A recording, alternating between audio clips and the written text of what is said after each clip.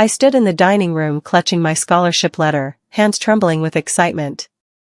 The acceptance to art school felt like salvation, my ticket out of this suffocating house where my dreams were treated like childish fantasies.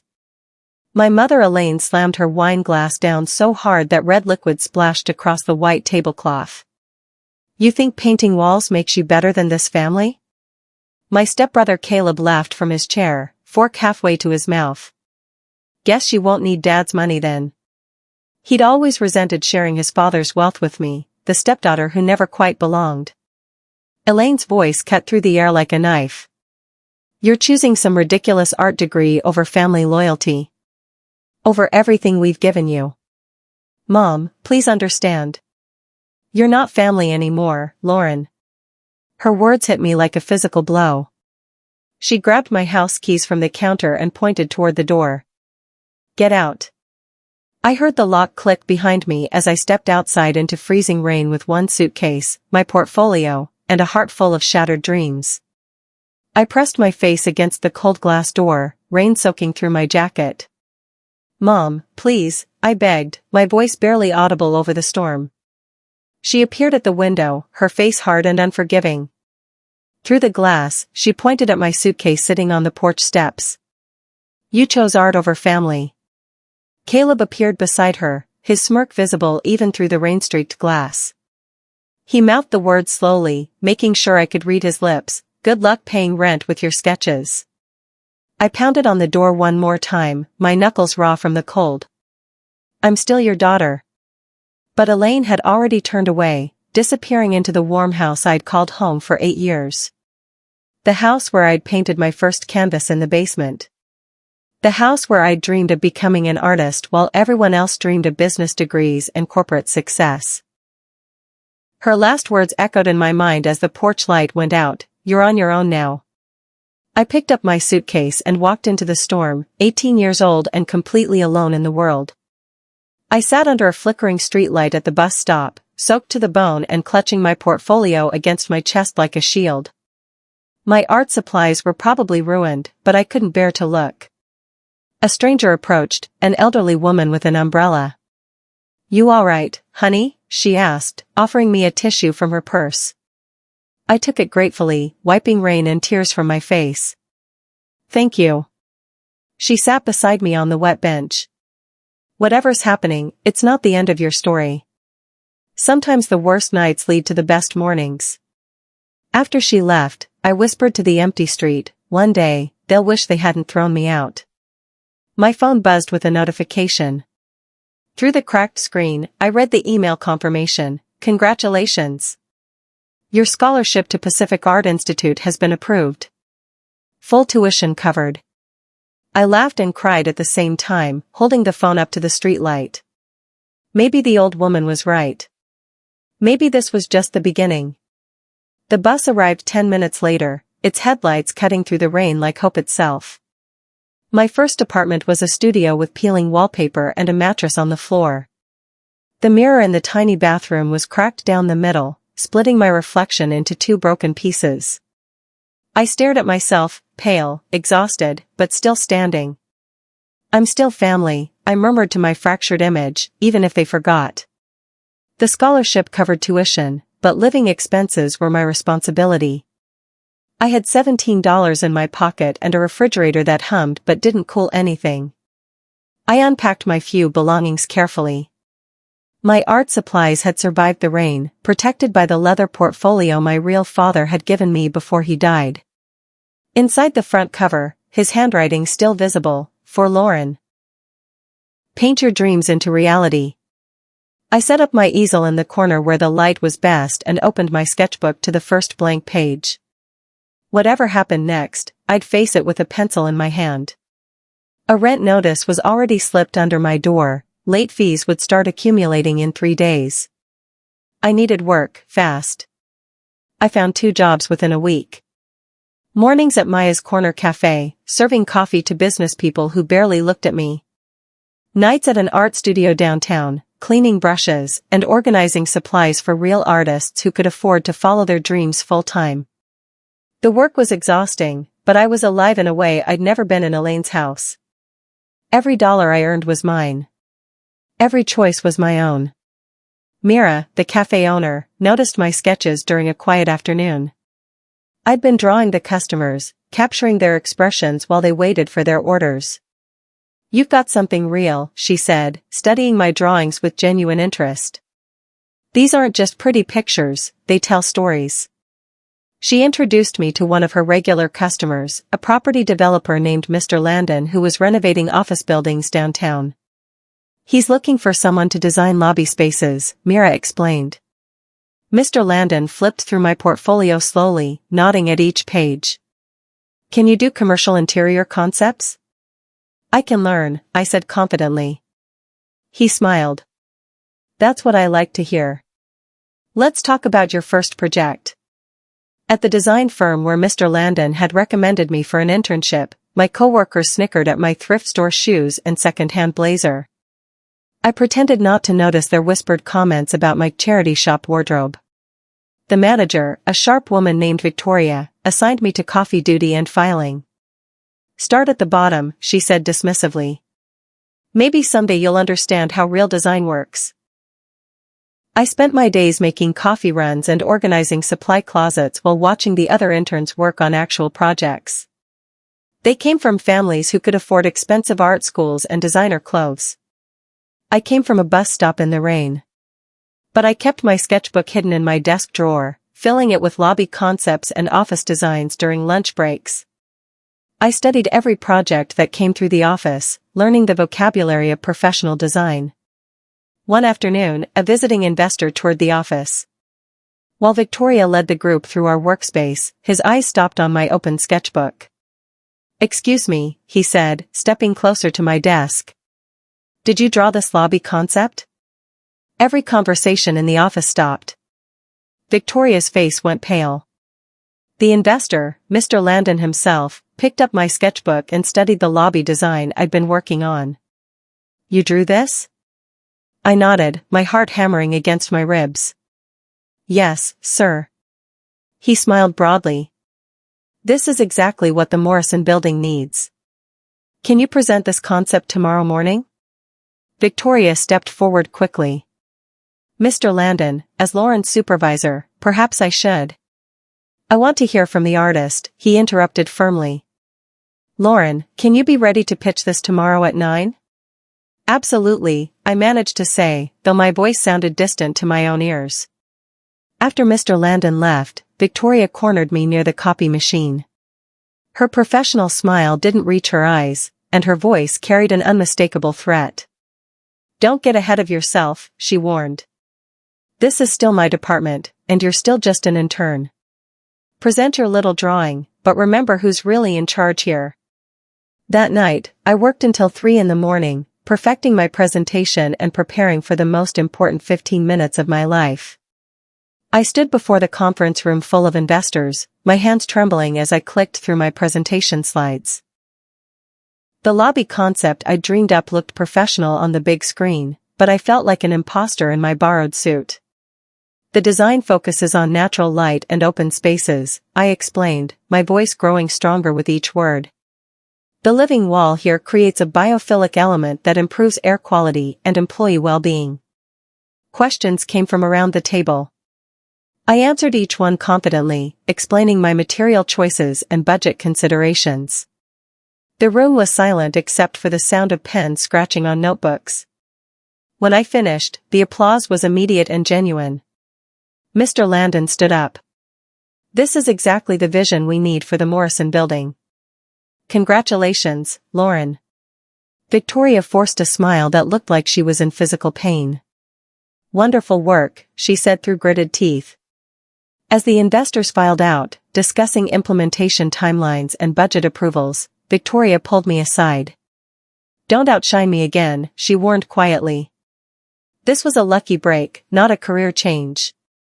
But I could see it in her eyes, she was scared I might actually be good at this. The whispers started during lunch the next week. I sat alone at my usual table in the break room, pretending to read while conversations swirled around me. "Did you hear her mom threw her out?" someone said, thinking I couldn't hear. "For going to art school. Can you imagine? No wonder she dresses like that." My face burned with embarrassment, but I kept my eyes on my sandwich. Someone in the office had been talking, sharing details of my personal life like gossip at a dinner party. I checked my email to distract myself from their voices. A new message had arrived from an unknown address, with no subject line. I opened it carefully. "Proud of you, M." My heart twisted. Only one person had ever called me M, my father, before he died when I was 10. But this wasn't from him, obviously. Someone else was watching my progress, someone who cared enough to send encouragement but not enough to sign their name. I deleted the email but saved the feeling it gave me. Somewhere in this cold city, at least one person believed in me. Mira found me painting alone in the cafe after hours, working on a canvas I'd started with leftover supplies from the studio job. She watched me work for several minutes before speaking. "You know what I've learned in 30 years of business?" she said, settling into a chair beside my easel. "Don't prove them wrong. Prove yourself right." I paused with my brush halfway to the canvas. "What's the difference?" "Proving them wrong means you're still dancing to their music. Proving yourself right means you write your own song." That night, I went home and registered a business name online, Aurora Nest Designs. The filing fee took my last $40, but I'd never made a better investment. The next morning, I walked into Victoria's office and placed my resignation letter on her desk. She looked up, startled. "You're quitting? But you just got promoted to junior designer." "I'm starting my own firm," I said simply. She laughed. "With what money? What clients?" "You have nothing." I smiled and walked toward the door. "I have courage. Sometimes that's enough." My first studio was a converted garage behind an old house. The rent was cheap because the roof leaked and the electricity was unreliable, but it had natural light and enough space for my easel and a small workspace. I started by hand-painting furniture I found at thrift stores and garage sales. Nightstands became art pieces. Old dressers transformed into statement furniture. I posted photos on social media and listed pieces on Craigslist. The work was backbreaking. I spent 16-hour days sanding, painting, and designing while living on ramen noodles and determination. My hands were permanently stained with paint, and my back ached from hunching over furniture pieces. But slowly, people started noticing. A vintage dresser I'd painted with a mountain landscape sold within hours of posting. A coffee table decorated with geometric patterns got shared on Pinterest. Then it happened. An interior design blogger with 50,000 followers posted a photo of one of my painted nightstands in her bedroom. The caption read, "Found this gorgeous piece by local artist Lauren Pierce. Check out Aurora Nest Designs." My phone exploded with notifications. 200 orders in one night. I stared at the screen, laughing and crying at the same time. Mr. Landon returned 6 months later, finding me in my garage studio covered in paint and surrounded by half-finished furniture pieces. I hadn't seen him since leaving the design firm, but he'd clearly been following my progress. "You still transforming junk into beauty?" he asked, examining a bookshelf I'd painted to look like a forest scene. "Every day," I replied, wiping paint from my hands with a rag. He pulled out a business card and a check. "I want to invest in Aurora Nest Designs. Modest seed money, but enough to get you a real showroom." The check was for $50,000, more money than I'd ever seen at once. My hand shook as I read the amount twice. "Why?" I asked. "Because talent like yours shouldn't be hidden in garages. The world needs to see what you can create." Within 2 months, I'd leased a small storefront downtown. The building was old but charming, with large windows that showcased my painted furniture like gallery pieces. On opening day, I hung a simple sign above the door, "Aurora Nest Designs, where discarded things find new life." My former manager Victoria walked into my showroom 3 weeks after the grand opening, pretending not to recognize me. She wandered around, examining price tags and running her fingers along painted surfaces. "Interesting work," she said to my assistant, ignoring me completely. "Very, folk art. Who owns this place?" I stepped forward, wearing paint-stained overalls and a confident smile. Lauren Pierce. Can I help you find something? Her expression froze mid-sentence. The professional mask she always wore cracked slightly, revealing the surprise and something that looked like regret underneath. I was just browsing, she stammered, suddenly unable to meet my eyes. Please, look around, I said graciously. Everything's handmade. Local artist. She spent exactly 3 more minutes in my store, touching nothing else and avoiding eye contact. At the door, she paused. Congratulations, she said quietly, then left without buying anything. Through the window, I watched her stand on the sidewalk for a moment, staring back at my showroom. Then she walked away, her shoulders slightly hunched. My assistant grinned. Friend of yours? Former boss, I replied. She taught me everything I needed to know about who I didn't want to become. 5 years passed like a beautiful blur. Aurora Nest Designs expanded from my small showroom to 3 locations across the state. My painted furniture pieces were featured in design magazines and celebrity homes. I hired 12 employees, artists and craftspeople who understood that furniture could tell stories. We restored antiques, created custom pieces, and taught painting workshops for people who wanted to transform their own forgotten treasures. My life was calm and purposeful. I woke up excited to work and went to bed satisfied with what I'd built. The scared 18-year-old girl who'd sat crying at a bus stop felt like someone from another lifetime. I bought a small house with a studio attached, painted every room myself, and filled it with plants and artwork from local artists.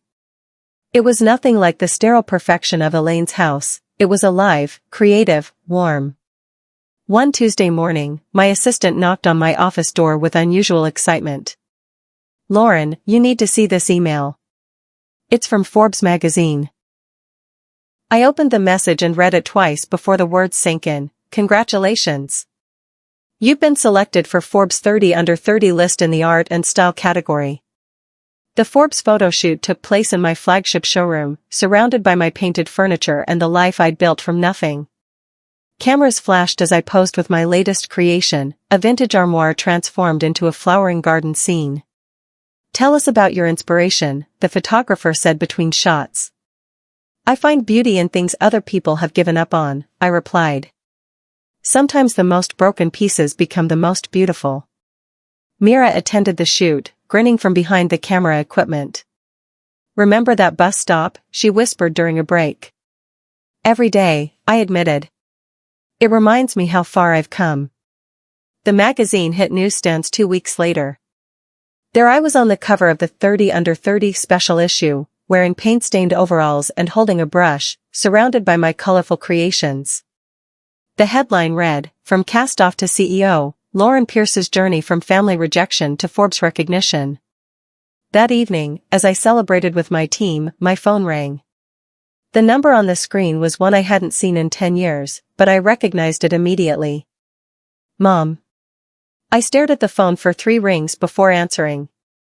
Hello? Elaine's voice was smaller than I remembered, cracked with tears. Lauren, it's me. It's Mom. The word Mom felt strange coming from her after so many years of silence. I sat down carefully, my heart beating faster. I saw the magazine, she continued, sobbing. Everything's gone wrong here. Caleb's business collapsed. We lost the house. We need help. I stayed silent, my pulse steady despite the storm of emotions in my chest. Part of me wanted to hang up. Part of me wanted to scream. Instead, I waited. The bank foreclosed last month, she continued desperately. We're living in a small apartment now. Caleb's creditors are calling constantly. I didn't know who else to turn to. More silence. I could hear her breathing, waiting for me to speak. You're still my daughter, aren't you? She pleaded, her voice breaking completely. I looked around my office, at the awards on my walls, the photos of my team, the life I'd built without her support or approval. I'll meet you tomorrow, I said finally. There's a diner on 5th Street called Mel's. 2 o'clock. They looked older and smaller than I remembered. Elaine's designer clothes had been replaced with department store basics. Caleb's arrogant smirk was gone, replaced by the desperate expression of someone who'd lost everything. I slid into the booth across from them, wearing jeans and a simple sweater. Nothing expensive, nothing flashy.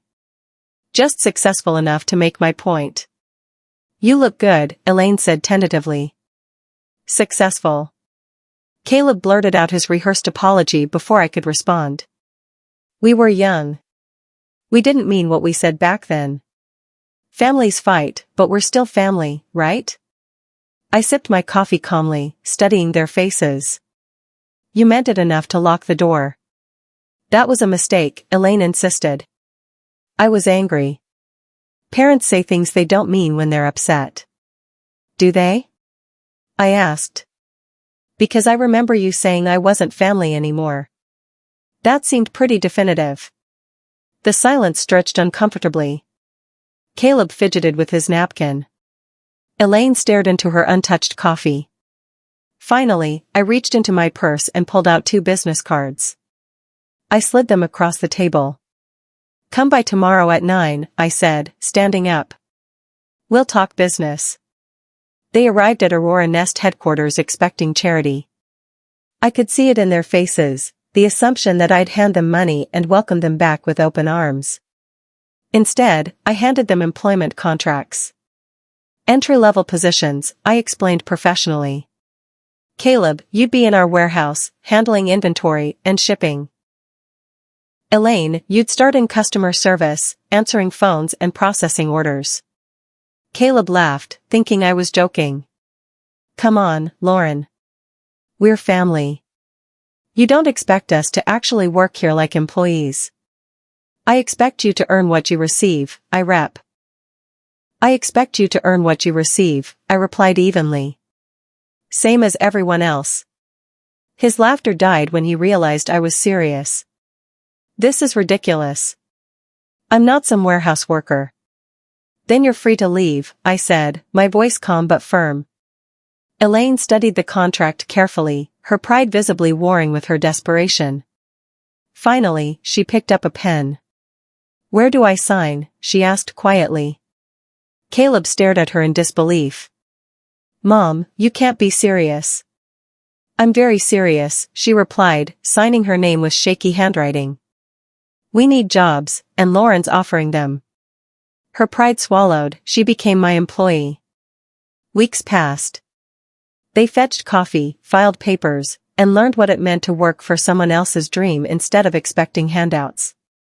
My staff whispered among themselves, curious about the family dynamic playing out in their workplace. Elaine struggled with the phones at first, her customer service skills rusty from years of not working.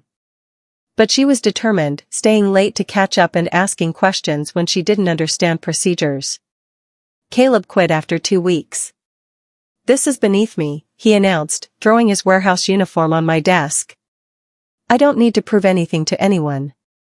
"No," I agreed. "You don't. But I don't need to support anyone who won't support themselves." He left Aurora Nest that day and never came back. Elaine stayed. One afternoon, I found her crying quietly in the break room.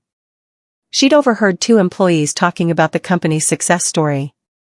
Her daughter built all this alone, one had said. Started with nothing and created an empire. When she saw me in the doorway, she wiped her eyes quickly. "I never realized," she whispered. "I never understood what I threw away." They were the first honest tears I'd seen from her in 28 years.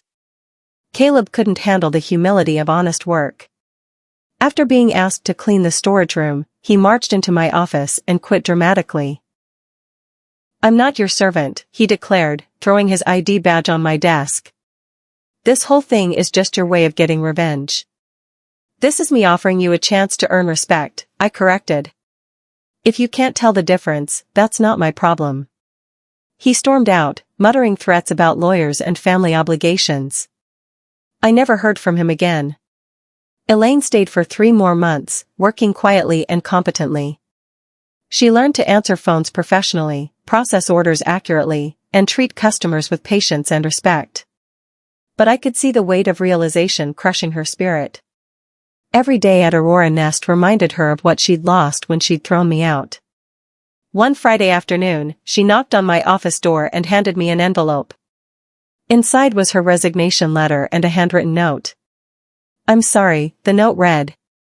"I can't undo what I did, but I can stop making it worse by pretending we can go back to being family. You built something beautiful here. You didn't need me then, and you don't need me now." I redirected 10% of Aurora Nest's profits to fund scholarships for estranged youth pursuing arts education.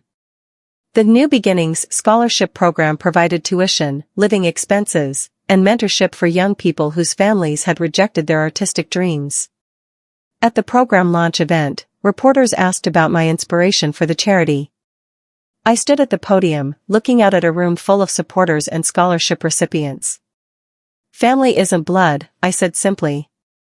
"It's who shows up when you're drowning." The room erupted in applause.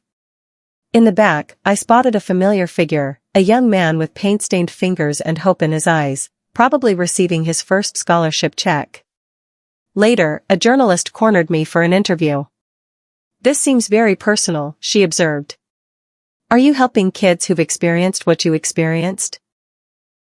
"I'm helping kids who understand that your worth isn't determined by other people's approval," I replied. "Sometimes the people who should support you can't see your value. That doesn't make you less valuable." The story ran the next week with the headline, "CEO Creates Scholarship for Family-Rejected Artists." Forbes featured Aurora Nest again 2 years later. This time, the article wasn't about my age or novelty, it was about sustainable business practices and social impact. From disowned daughter to industry titan, how Lauren Pierce built an empire on second chances. The article detailed my journey from homeless teenager to successful CEO, but also explored how Aurora Nest had revolutionized furniture restoration and created jobs for underemployed artists. I kept one copy of the magazine on my office bookshelf. Somewhere across town, Elaine probably had her own copy. Marcus, my assistant, mentioned seeing her at a coffee shop downtown, reading the article with tears streaming down her face. She'd aged considerably since leaving Aurora Nest, he said. Gray hair, simple clothes, the look of someone carrying heavy regrets. "Did she say anything?" I asked. "Just ordered coffee and sat by the window for 2 hours, reading that article over and over." I imagined her there, reading about the success I'd built without her support, understanding finally what she'd thrown away that rainy night 10 years ago. Some lessons come too late to matter. She appeared at my charity gala 3 months later, wearing a simple black dress and clutching a small purse. I spotted her from across the crowded ballroom, standing near the back wall like she was afraid to come closer. The event celebrated our scholarship program's 3rd anniversary. We'd helped 47 young artists continue their education despite family rejection or financial hardship. The room buzzed with success stories and grateful families. Elaine approached slowly as I finished speaking with a donor. Her hands were shaking. "You built something beautiful," she said quietly, her voice barely audible over the party noise. I nodded politely but said nothing. What was there to say? Thank you for noticing? Too little, too late? I read the Forbes article, she continued. I never knew. I never understood what I was looking at when you painted in our basement. The cameras caught her watching me from the crowd later that evening. In the photos, she looked anonymous, lost, like a ghost haunting someone else's success story. She left before the event ended, disappearing into the night as quietly as she'd arrived. 24. That weekend, I sat at my kitchen table and wrote her a letter. The words came easily, like I'd been composing them for years. Dear Elaine, you taught me how to survive alone. You showed me that approval from others is nice but not necessary. You gave me the greatest gift possible, the knowledge that I could build a life without anyone's permission. I just wish you'd stayed around to see who I became. I sealed the envelope and wrote her address on the front. Then I sat staring at it for 20 minutes, remembering the 18-year-old girl who would have mailed it immediately, desperate for acknowledgement. But I wasn't 18 anymore. I was successful, secure, and complete without her validation. I tore the letter in half and threw it away. Some messages don't need sending. Some relationships don't need closure. Some bridges are meant to stay burned. The peace I'd built for myself was too valuable to risk on someone who'd already proven they couldn't be trusted with my heart. 10 years after being thrown out in the rain, I stood in my company's rooftop garden at sunrise, watching the city wake up below me. The skyline glowed gold and orange, full of possibility and promise. Aurora Nest Designs had grown into a national brand with 15 locations and over 200 employees. We'd restored thousands of pieces of discarded furniture and given them new life, just like I'd given myself a new life after being discarded. I held the latest Forbes magazine in my hands, another feature about sustainable business practices and social entrepreneurship. My photo was smaller this time, just one of several CEOs highlighted for community impact. The scared girl who'd clutched a scholarship letter in a dining room argument was gone. In her place stood a woman who'd learned that family isn't about shared blood, it's about shared support, respect, and love. She said I wasn't family anymore, I whispered to the sunrise. So I built a legacy instead. I closed the magazine and smiled at the peace I'd earned through years of hard work and self-respect. Then I walked back inside to start another day of creating beauty from broken things, knowing that sometimes the most beautiful transformations come from the deepest damage. This was my revenge, not destruction, but creation. Not bitterness, but growth. Not proving them wrong, but proving myself right.